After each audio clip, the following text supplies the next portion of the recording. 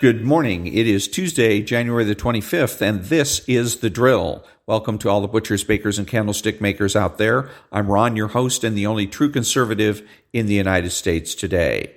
So today, after the daily declaration for spiritual warfare and the Pledge of Allegiance and the Star-Spangled Banner, we will have the, no free lunch and the chapter 4 of part 2 of the book, How We Got Here, the 70s. All that and more when I get back.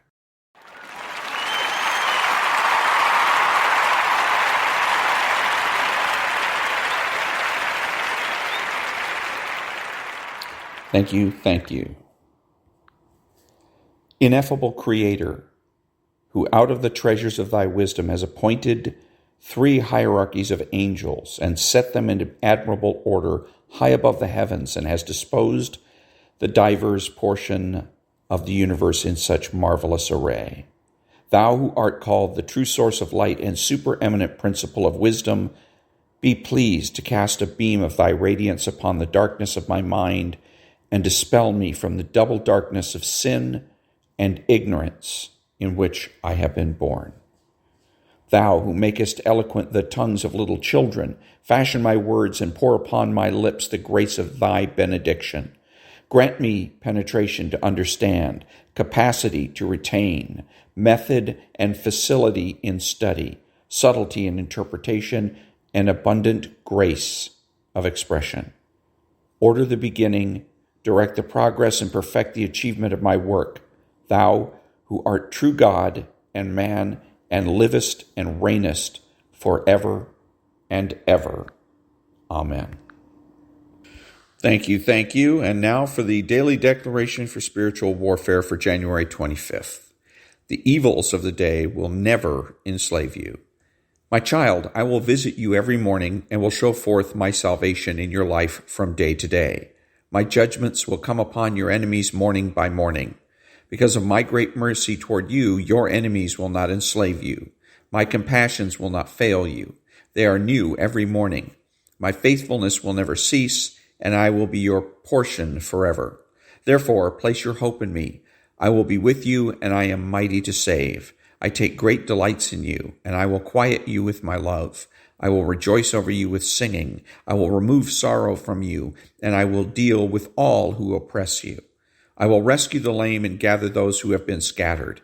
I will give you honor and praise and will restore your fortunes before your very eyes. Psalm 91, verses 3 through 5, Lamentations, chapter 3, verses 22 through 23, and Zephaniah, chapter 3, verses 17 through 20. Prayer declaration. Jesus, just as you stood on the shore early in the morning and called out to your disciples, you will make your presence known to me in the morning hours and will call out for me to come into your presence. Direct my steps to my miracle, Lord, just as you guided the disciples to a miracle catch of fish that morning. Feed me as you fed them. And that was the daily declaration for spiritual warfare for January 25th.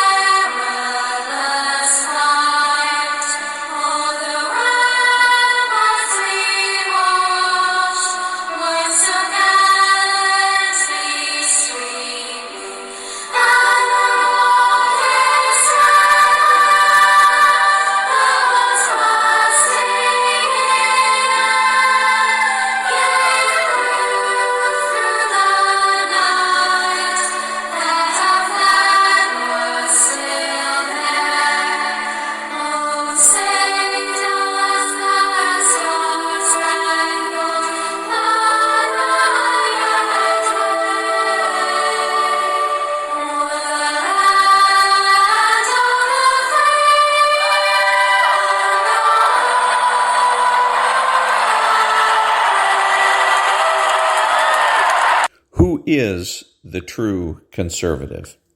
The true conservative is the person that understands that conservatism is not just about politics, but culture as well. He's the person that knows that there is no leadership in a constitutional republic. He acts like an adult. He is patriotic and uses common sense.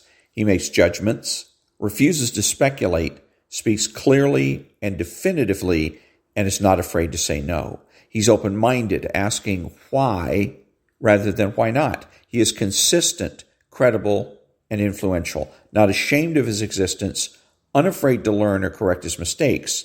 He is a normal American.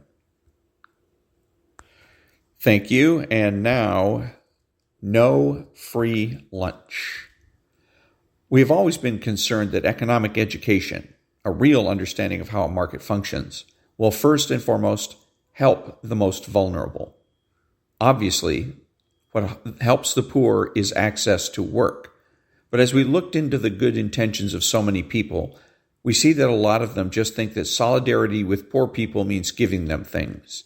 And from our understanding of how markets function and from our understanding of human beings, you really find that human beings themselves are the producers of their own wealth and of their own way out of poverty. We must show how wealth is created and that the nature of people, even in the middle of their poverty, is to be creative and produce more than they consume. That's what's called wealth, when you produce more than you consume. Father Robert Sarico. An entire book could and should come from the sentiment of what Father Sarico expresses here. The poverty cure comes from production, which means the cultivation of the human spirit manifested in skills and productive capacity. When one has the ability to produce, they have the capacity to generate wealth. Centering an economic worldview around consumption is man-focused in the most trite and simplistic of ways. But developing an entire ecosystem of thought and action around production, well, that honors the human person and opens the door to a sustainable, soul-giving eradication of poverty.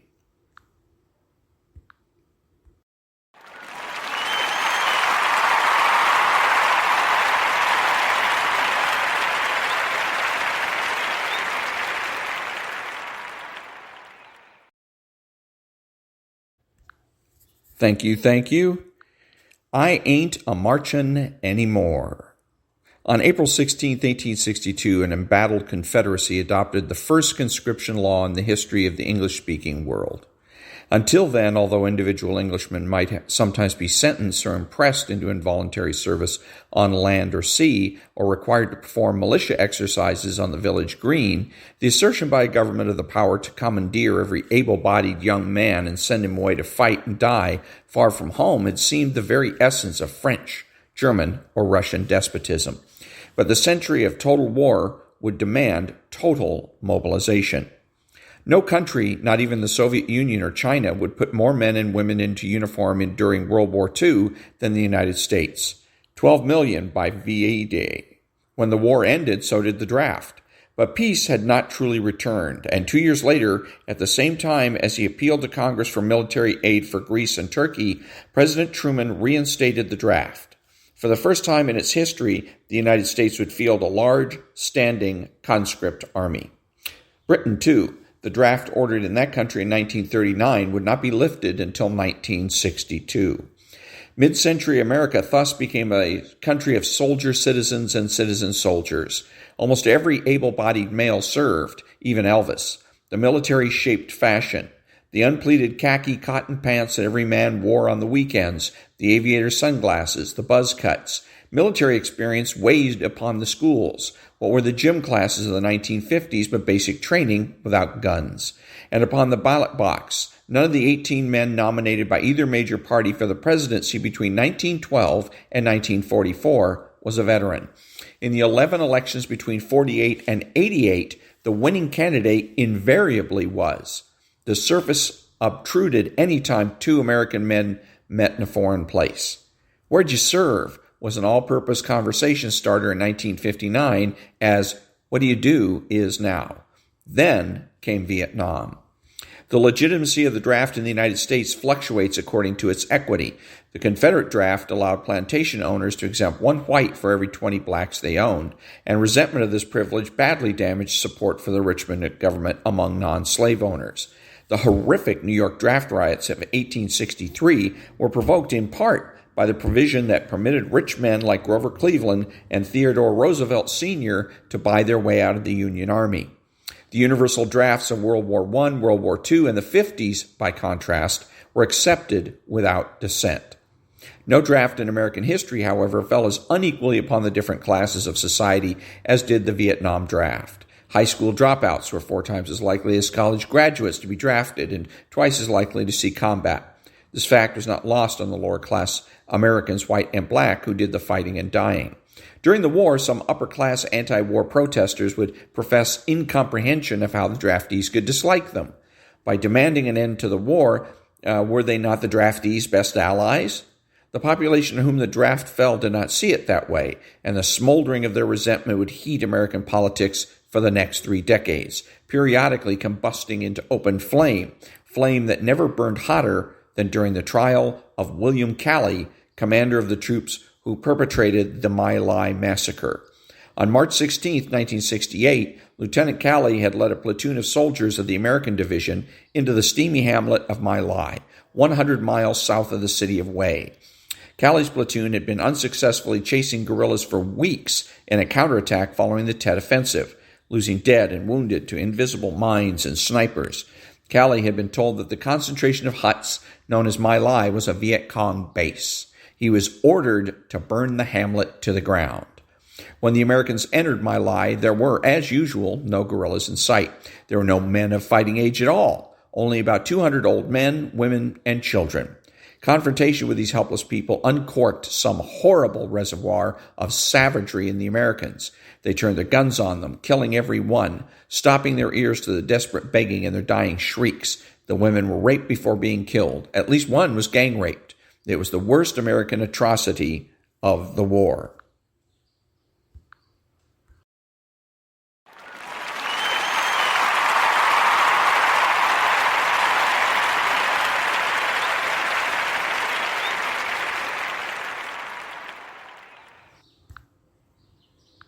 Word of the massacre at My Lai quickly reached the Americans' commanding officers. They chose to do what American officers in Vietnam too often did when faced with bad news: hush it up. But the horrible story could not be hushed. It seeped through the army in Vietnam. An officer in another division heard of it and reported the crime to the Department of Defense. Early the following year, Seymour Hersh broke news of it in the U.S. press. A Pentagon investigation culminated in the court-martial of Lieutenant Cali, Cali's immediate superior, Captain Ernst Medina, and 3 other men. On March 29, 1971, Cali was convicted by a military court at Fort Benning, Georgia, of the premeditated murder of 22 Vietnamese civilians. 2 days later, he was sentenced to life imprisonment. Medina and the other officers were either acquitted or had the charges against them dropped for lack of evidence. None of the enlisted men at My Lai was ever tried. My Lai is remembered as a turning point in the war, and indeed it was, but not in the way people usually think. In the 24 hours after the military court declared Cali's guilt, the White House received more than 5,000 telegrams and 1,500 phone calls. The messages ran 100 to 1 in Cali's favor. Congressional liberals like Senator Abraham Ribicoff of Connecticut joined with conservatives like Georgia's Herman Talmadge to condemn the verdict. Representative Don Fuqua, a Democrat from Cali's home state of Florida, proposed inviting Cali to address a joint session. "We are his accusers. Let us invite this American serviceman here to tell his story." The governor of Indiana ordered all state flags to be flown at half-staff for Cali. The governor of Utah criticized the verdict as inappropriate and the sentence as excessive. Governor Jimmy Carter of Georgia proclaimed American Fighting Man's Day and urged Georgia motorists to drive all week with headlights on. The Arkansas legislature approved a resolution asking for clemency. The lower house of the Kansas legislature demanded Cali's release from prison. So did the Texas Senate and the state legislatures of New York, Jersey, and South Carolina. Draft board in Quitman, Georgia, wired the White House that so long as the Cali verdict stood, it would not induct any more young men.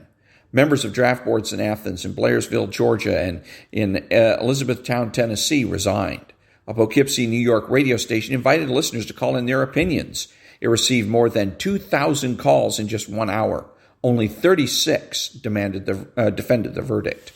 Alabama Governor George Wallace visited Cali in the Fort Benning Stockade and called on President Nixon to pardon him. Wallace then spoke at a rally in Cali's defense at Columbus, Georgia, alongside Governor John Bell Williams of Mississippi.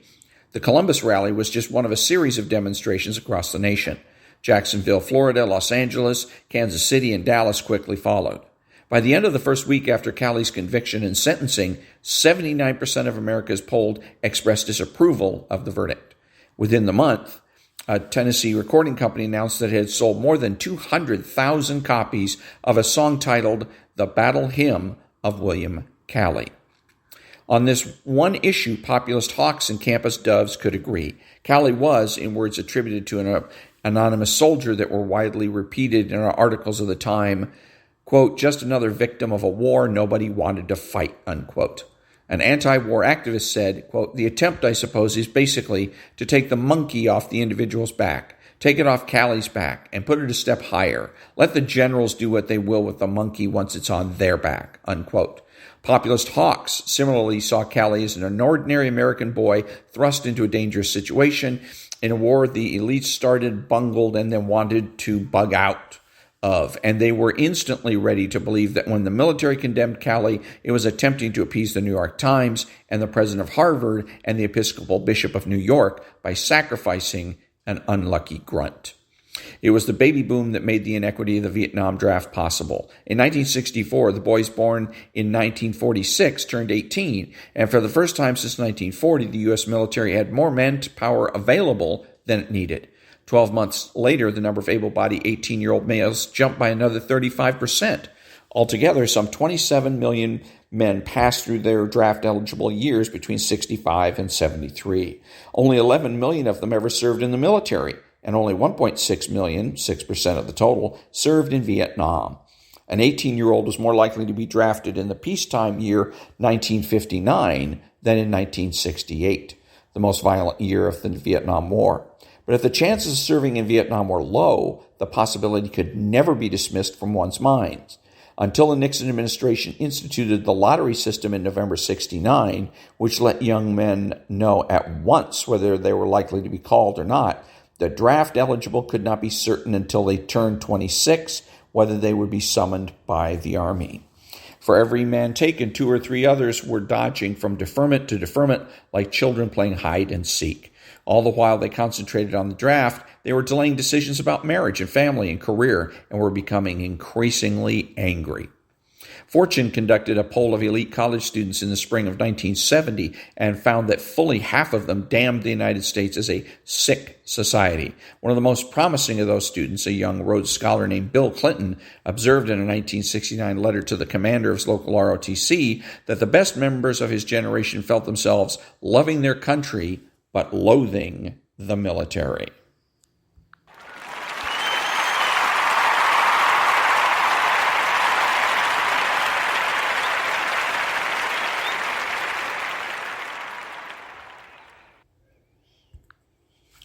The military knew itself to be loathed. Quote, you are facing a world, unquote, Vice President Spiro Agnew told the 1971 graduates of the Air Force Academy, quote, where your efforts, your patriotism, your sacrifice will probably be denigrated, unquote. The percentage of Americans expressing great confidence in the military dropped from 61% in 1966 to 27% in 1971, a figure that would not significantly rebound until the Gulf War. A March 1971 Gallup poll found that half of Americans thought that nation's military budget excessive.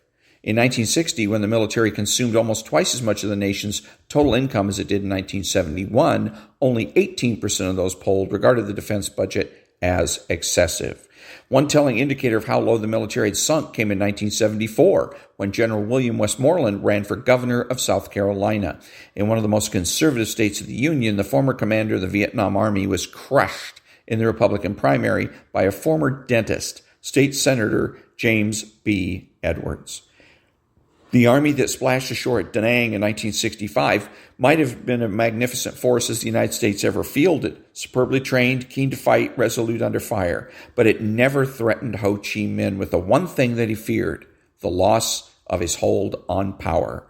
That would have required an invasion of North Vietnam, which President Johnson ruled out at the very beginning of the war. Instead, the United States commenced a war of mass slaughter on the theory that if only it could kill enough Vietnamese communists, Ho would knuckle under. This deluded strategy did worse than lose the United States its war. It corrupted the U.S. Army. At the same time as Westmoreland was failing, his civilian superiors in Washington were demanding day-by-day statistical measures of success. The disparity between truth and the news that President Johnson wanted put intense pressure on every officer through the ranks to lie, to report progress where there was none, to count dead civilians as dead guerrillas, to assert that an artillery barrage must have killed some of the enemy even when no bodies could be found. Sustained lying corrupts any organization, and perhaps an army most of all.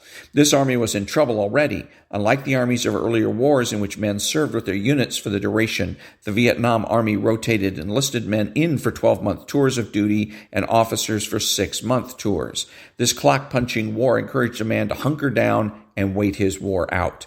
With every airplane load of reinforcements, a little more of the turbulence of the 60s America was imported into the Army. And with every returning soldier, some of the Army's demoralization was released back home. In June 1971, the Nixon administration estimated that as many as 39,000 soldiers had become addicted to heroin in Vietnam.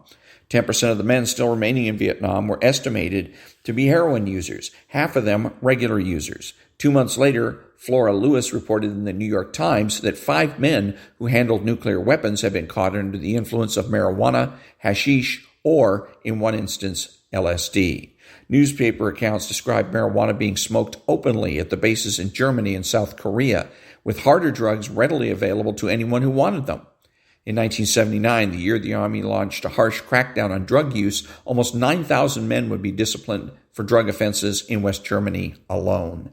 The Pentagon reported that incidents of fragging attacks by enlisted men on officers doubled between 1969 and 70.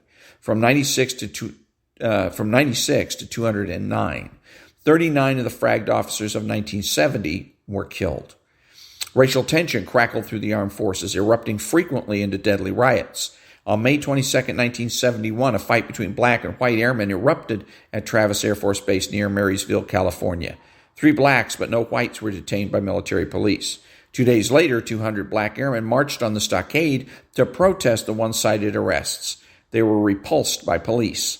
They returned to barracks in an ugly mood, and a comment by a white airman in the hearing of the marchers triggered a 4-hour riot in which 10 airmen were injured and 97 arrested. A fireman died of a heart attack while fighting a blaze set by black airmen at the base officers' quarters.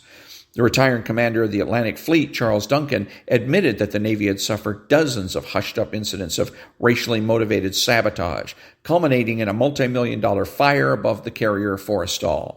Shortly after Duncan's moment of candor, racial violence erupted on 2 other aircraft carriers, the Constellation and the Kitty Hawk. The seemingly unprovoked Kitty Hawk incident was particularly vicious. According to the Senate subcommittee that looked into the matter, black sailors armed with chains, wrenches, bars, broomsticks, and perhaps other weapons went marauding throughout sections of the ship, seeking out white personnel for senseless beatings. 3 white men were very seriously injured. Many others, both black and white, were hurt less gravely. This was the sinister background of the Nixon administration's decision to transform the drafty army of the post-war era into an all-volunteer force in 1973. But the same anti-military sentiment that forced an end to the draft also threatened to stunt the new volunteer force. In each of the first 7 months of recruiting for the volunteer force, the Army fell short of its enlistment quota. The services were forced to lower their standards, and then, as Congress failed to raise military pay and benefits in pace with inflation, to lower them again. Only 3% of enlistees in the first 6 months of the volunteer army had even a partial college education. Back in 1961, fully 18% of the enlisted men had some college. The unloved new volunteer army failed dismally in its first fight. In May 1975, Cambodian armed forces seized an American trawler that had strayed within their waters. the Mayaguez, and took the 50-man crew hostage. President Ford ordered an 1,100-man Marine force to free the ship. Early reports announced that a stunning success. The Mayaguez had been liberated, the crew saved, and all of the loss of only one Marine. A sadder truth dribbled out over the next few days. The Cambodians had downed 3 helicopters before the action commenced, and 23 servicemen had been killed in a helicopter crash in Thailand while preparing for the mission to start. Count those dead, and total American casualties in the rescue amounted to 38 Marines dead and more than 50 wounded. If the U.S. military could suffer such losses in an attack on Cambodians, it made you wonder how the country would fare in a fight with the Russians. And if it had not learned from Vietnam the imperative of confessing to bad news, when would it learn? This was still not rock bottom. President Carter's new Secretary of the Air Force, John Stetson, acknowledged in February 1977 that pilots were quitting at a rate 50% higher than before 1973. There were some 130,000 cases of unauthorized absence or desertion in 1977, a record worse than in any year of the Vietnam War. That same year, the military discharged 40% of all recruits prematurely for causes such as apathy and bad attitude. Marijuana use continued to rise. In October 1979, the Department of Defense revealed that for the first time since the inception of the all-volunteer force, none of the service, not even the normally oversubscribed Air Force, had met its recruiting quotas for the year. The men the services were able to attract were worryingly often of very low quality. The armed forces required applicants to take an IQ test. Aspiring soldiers with IQ scores that would rank them among the brightest 10% in the general population are Category 1, and so on all the way down to Category 5. People in Category 5 are not permitted to serve, and the services hope to minimize the number of men from Category 4. Even during World War II, when the Army was pressing rifles in the hands of almost every able-bodied man, only 21% of America's servicemen were rated as having Category 4 IQ scores. In 1979, a dismaying 46% of the new Army recruits were drawn from Category 4. Recruitment difficulties tempted sergeants to fiddle the numbers. 479 sergeants were fired in November 1979 in the worst of the decade's reoccurring recruiting scandals. In despair, the Joint Chiefs recommended the reinstatement of the draft registration in November of 1978.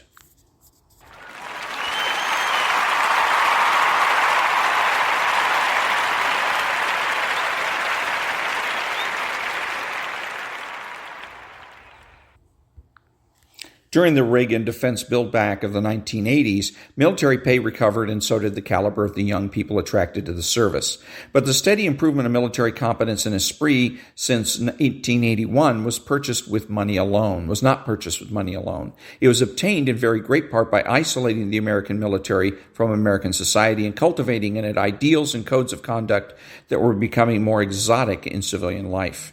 In a civilian world that values innovation, ingenuity, and risk-taking, the military offers a home to those who crave tradition, stability, and security. Against a civilian world that seems dedicated to ever greater personal autonomy, the military stands for ever more alien order and discipline.